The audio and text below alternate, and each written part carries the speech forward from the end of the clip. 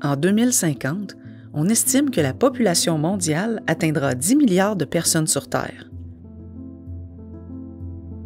Si nous ne changeons pas notre consommation alimentaire actuelle, il faudra l'équivalent de 3 fois ce que produit la Terre pour répondre aux besoins.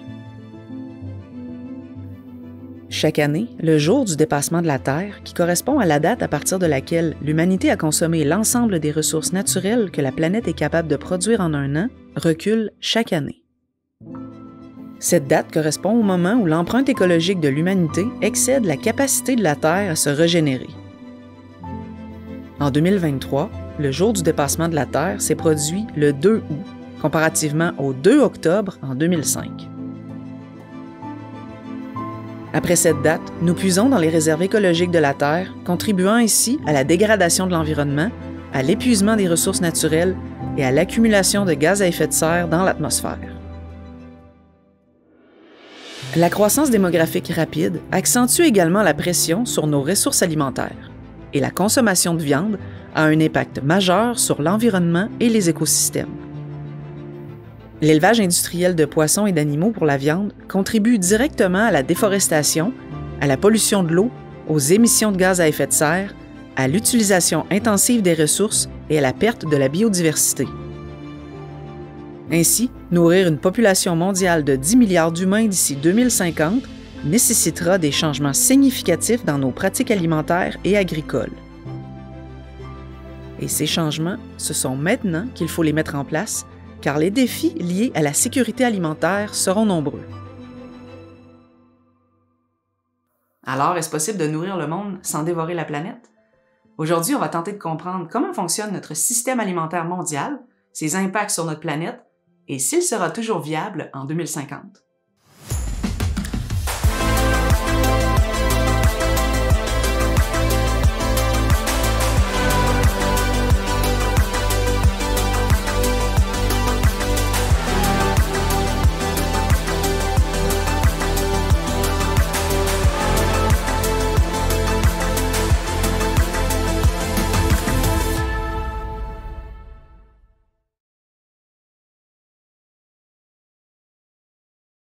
Saviez-vous que les espèces sauvages représentent à peine 4 % du poids total des mammifères sur Terre, les humains en représentent 36 % et que les animaux d'élevage en représentent à eux seuls 60 %?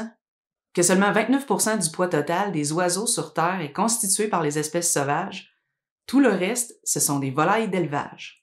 Et que 80 % de la destruction d'habitats naturels et de la déforestation est causée par l'agriculture? Selon une estimation, seulement 4 entreprises contrôlent aujourd'hui 90 % du commerce mondial de céréales. Les 4 cultures, que sont le blé, le riz, le maïs et le soja, représentent presque 60 % des calories produites par les agriculteurs. L'alimentation est vitale, mais n'oublions pas qu'elle est l'une des principales causes de la détérioration du climat, de la pollution de l'eau et de la disparition de nos forêts. L'enjeu majeur de notre système alimentaire, c'est l'espace qu'il occupe sur Terre. Chaque mètre carré que l'on exploite pour l'agriculture est un territoire en moins pour les habitats sauvages. Les terres utilisées pour l'agriculture, mais principalement l'élevage, représentent à elles seules 38 % de la surface terrestre. De cette superficie, les cultures n'en occupent que 12 %. Les 26 % restants sont exploités pour les pâturages.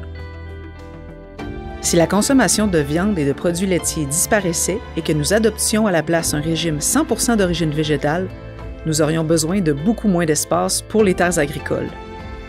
Avec une alimentation entièrement végétale, cette superficie diminuerait de 76 %.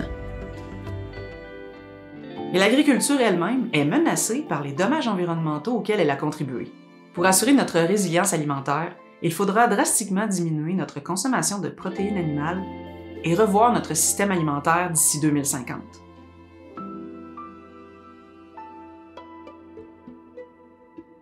Déforestation, érosion des sols, contamination des cours d'eau, émissions de gaz à effet de serre. On pourrait croire que ces problèmes sont liés à différentes activités humaines. Pourtant, elles sont toutes liées à l'agriculture. Depuis l'origine de l'agriculture et de l'élevage, la conversion des forêts en terres agricoles est une pratique courante pour répondre à la demande croissante de produits alimentaires. Les forêts sont souvent abattues ou brûlées pour créer des espaces destinés aux grandes cultures de céréales et de production d'élevage. L'érosion et la contamination des sols liés à l'agriculture sont des problèmes environnementaux importants qui peuvent avoir des conséquences graves sur la fertilité des sols, la qualité de l'eau et la durabilité des systèmes agricoles. L'agriculture intensive, en particulier la monoculture et le labour excessif, augmente le risque d'érosion. Les engrais et les pesticides utilisés en agriculture peuvent contaminer les sols et lors de périodes de pluie, ceux-ci sont entraînés par les eaux de ruissellement vers d'autres endroits, contribuant à contaminer les sols et les cours d'eau à proximité.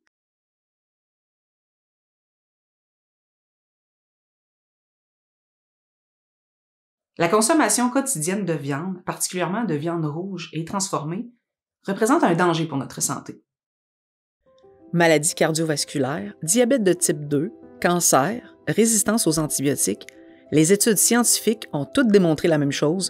La consommation en grande quantité de viande rouge et de viande transformée est associée à un risque accru de développer ces maladies.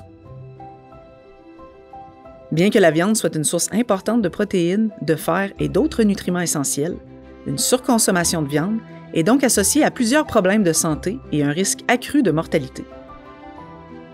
Dans l'élevage intensif, en raison de la proximité d'un nombre très élevé d'animaux concentrés au même endroit, les éleveurs administrent des doses d'antibiotiques aux animaux parce qu'ils vivent tous ensemble et que les maladies pourraient se propager très rapidement. De plus, sur une base régulière, la consommation d'antibiotiques accélère la croissance des animaux. Ils deviennent gros plus rapidement. Malheureusement, cette utilisation massive d'antibiotiques entraîne une augmentation de la résistance. Au Canada, les animaux d'élevage consomment 1,7 fois plus d'antibiotiques que les humains. Ainsi, 80% des antibiotiques utilisés au pays sont pris non pas par des humains, mais par des animaux. Aux États-Unis, par exemple, 3 millions d'Américains utilisent des antibiotiques contre 23 millions d'animaux d'élevage.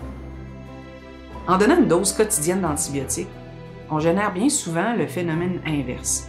Les bactéries deviendront résistantes et les maladies pourront se transmettre plus facilement des animaux aux humains. Ces infections deviennent alors impossibles à éliminer.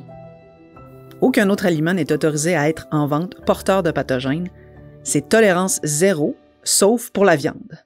Jusqu'à 25% des produits à base de poulet aux États-Unis contiennent des pathogènes au supermarché. Selon l'OMS, l'Organisation mondiale de la santé, d'ici 2050, il pourrait donc y avoir plus de décès attribuables à des infections devenues incurables qu'au cancer. Et les bactéries résistantes aux antimicrobiens peuvent être transmises des animaux aux humains par le biais de la chaîne alimentaire. Pour réussir à nourrir 10 milliards d'habitants sur Terre au tournant de 2050, et sans le faire au détriment de notre planète ni de notre santé, il faudra d'importants changements. Et si l'avenir de l'agriculture résidait dans une meilleure diversification de notre régime alimentaire et de l'utilisation de plantes vivaces, depuis l'aube des sociétés humaines, la culture de céréales est réalisée à partir de plantes annuelles sélectionnées pour produire une seule récolte. Et ainsi, chaque année, le cycle recommence avec de nouvelles semences. En remplaçant certaines céréales actuelles par l'utilisation de plantes vivaces, comme par exemple le Kernza, un riz vivace, cela entraînerait moins d'érosion et d'épuisement des sols tout en protégeant les nappes phréatiques. Avec ces plantes, aucun besoin de semer ni de labourer les champs, et elles sont généralement plus résistantes et moins fragiles aux sécheresses et aux insectes nuisibles. Diversifier notre régime alimentaire est aussi l'une des clés pour l'avenir. Aujourd'hui, 60% de ce que l'on consomme provient du blé, du riz, du maïs et du soja. Cette dépendance nous rend vulnérables puisque ces céréales ne poussent pas partout sur la planète et qu'elles nécessitent beaucoup de transport. La diversification permettra de rendre notre système alimentaire beaucoup plus solide et robuste. Et dans cette diversification, il faudra que la viande prenne beaucoup moins de place dans notre assiette. Les consommateurs, d'ailleurs, sont de plus en plus exigeants lorsqu'il s'agit de leur alimentation. Une attention particulière est accordée à des aspects tels que la santé, les propriétés nutritionnelles, l'origine des produits, la durabilité et le bien-être des animaux. Nouvelles technologies, Intelligence artificielle et suivi des cultures en drone sont également quelques exemples de ce que nous réserve l'avenir du système agricole.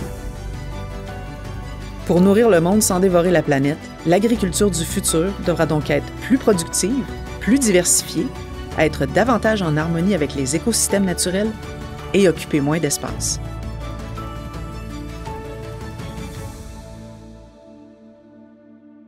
Et voilà, c'est tout pour aujourd'hui. Comme d'habitude, si vous êtes passionné de sciences et de géographie, je vous invite à vous abonner à ma chaîne et on se dit à très bientôt pour un prochain épisode.